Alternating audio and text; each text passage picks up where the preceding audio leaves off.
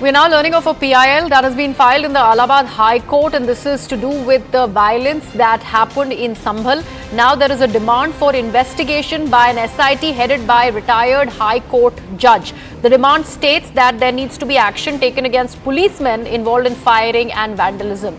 My colleague Anshul is joining us live from Sambhal. Anshul, there were 4 deaths that were reported from Sambhal, and there has been no mention of that as to why this happened so far. There have been CCTV images that have been released where they claim that there are too many rioters, even women were involved in stone pelting. But what about these 4 lives that were lost?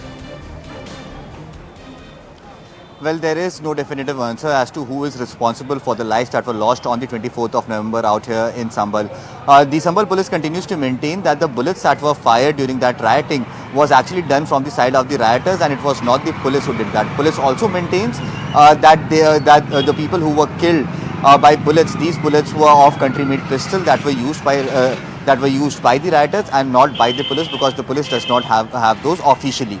But yes, there needs to be a concrete investigation as to who was the person behind the trigger due to which these people had to lose their lives. Yes, weapons have been recovered, country-made pistols have been recovered, empty shells have been recovered. We have told our viewers that 41 empty shells have been recovered by Sambhal police in the vicinity in which the entire riots had broken out, which is right next to the Jama Masjid. But however, there is no concrete evidence that the people who have been killed as to who is responsible or who is the person who had fired those bullets.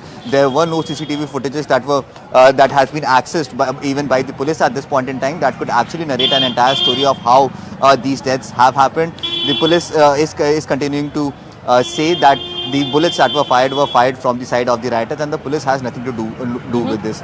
Now there has been a lot of opposition voices that has been coming in regarding the manner in which the entire incident was handled from the side of the Uttar Pradesh police.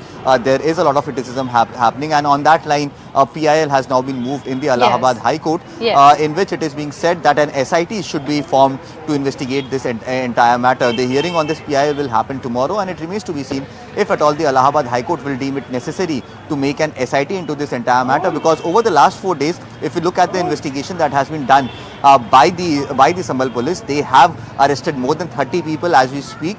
More than 120 people have already been identified. Weapons have been recovered. Empty bullet shells have been recovered from the side of the police. They have managed to get hold of a lot of CCTV footages as well. Along with that, they also have audio recordings that they have been able to recover from the phone.